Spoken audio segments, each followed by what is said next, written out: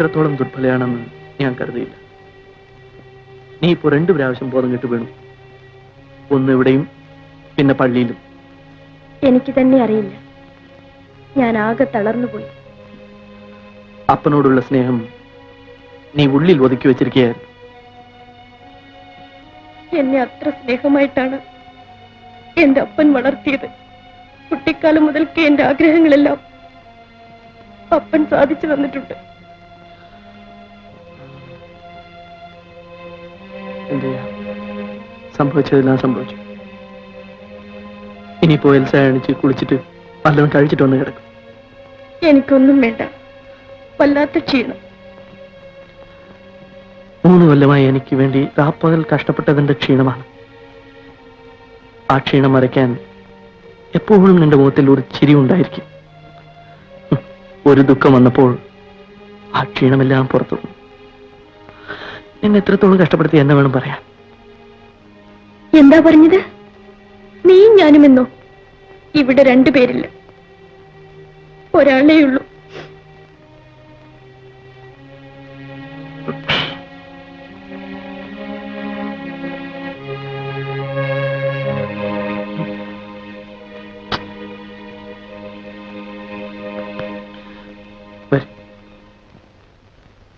Elsa വിളിച്ചിട്ടും അമ്മച്ചി അങ്ങോട്ട് വരാത്തത് എന്താ?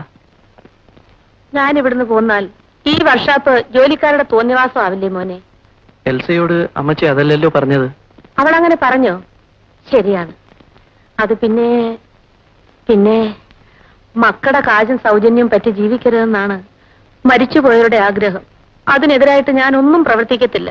എന്തെങ്കിലും ആവശ്യം വന്നാൽ ഞാൻ വരാം. എന്നാലും ഞങ്ങളുടെ കൂടെ വേണ്ട, എന്നെ നിർബന്ധിക്കണ്ട. ഹലോ, മിസ്റ്റർ രാജു ആണോ? ഞാൻ ഡോക്ടർ ജയകൃഷ്ണനാണ്. രാജു ഇന്ന് വൈകുന്നേരം ഇങ്ങോട്ടൊന്ന് വരുമോ? ഒരു കാര്യം നേരിട്ട് സംസാരിക്കാനുണ്ടായിരുന്നു. എനിക്ക് വാർഡിലേക്ക് പോകാൻ സമയമായി. So you'll be coming at 5 o'clock. Please, I will wait for you. Thank you. തകരാറ് എൽസയുടേതാണെന്ന് തീർച്ചയായി അല്ലേ ഡോക്ടർ? തകരാറ് എന്ന് പറയാൻ പാടില്ല.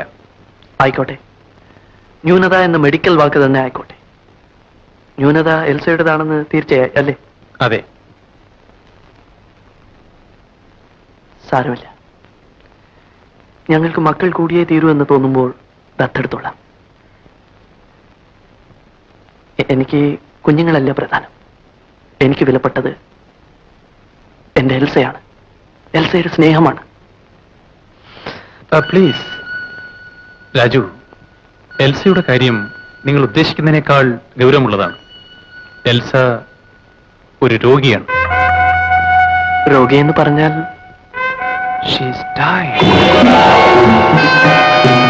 എൽസ മരിച്ചുകൊണ്ടിരിക്കുകയാണ്. ഇല്ല, ഒരിക്കലും ഇല്ല.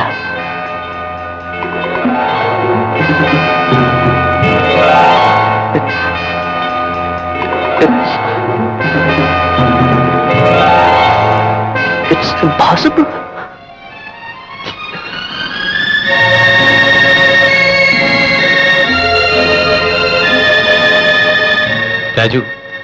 രാജുവിനോട് ഇത് പറയേണ്ടി വന്നതിൽ എനിക്ക് ദുഃഖമുണ്ട്.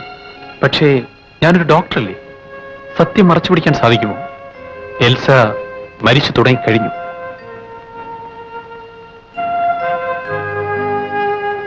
ചികിത്സയ്ക്കും വൈദ്യശാസ്ത്രത്തിന് രക്ഷിക്കാൻ സാധിക്കാത്ത ആ ക്രൂരമായ രോഗം രക്താർബുദം. എന്തെങ്കിലും തെറ്റുപറ്റിയതായിക്കൂടെ ഡോക്ടർ? ഡോക്ടറുടെ നഴ്സിനും ലാബിലുള്ള ജോലിക്കാർക്കും തെറ്റുപറ്റിയതായിക്കൂടെ? എൽസയുടെ രക്തം 3 പ്രാവശ്യം ആവർത്തിച്ച് പരിശോധിച്ചു. ഡയഗ്നോസ് തെറ്റിയിട്ടില്ല.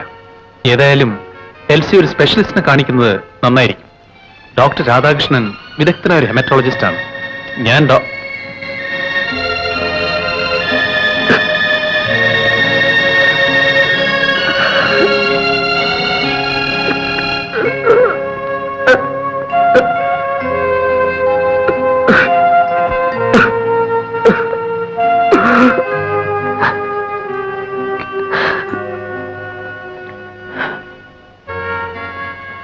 എൽസയുടെ ഡോക്ടർ ഇത് പറഞ്ഞോ?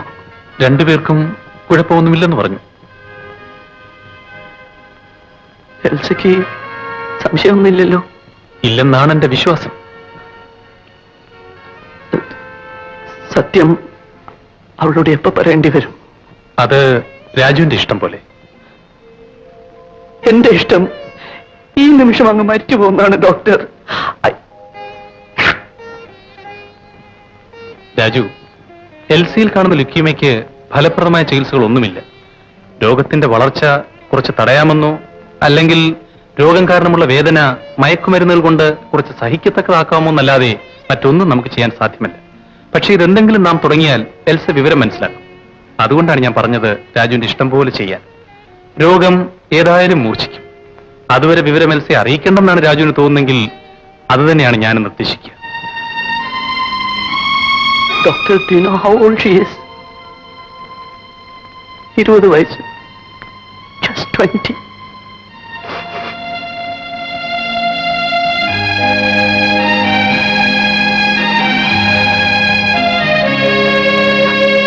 ഇനി ഞാൻ എന്ത് ചെയ്യണം? Try to act as normal for as long as possible. ഒന്നും സംഭവിച്ചിട്ടില്ലാത്ത മട്ടിൽ പെരുമാറാൻ ശ്രമിക്കൂ. എൽസിക്ക് വേണ്ടി.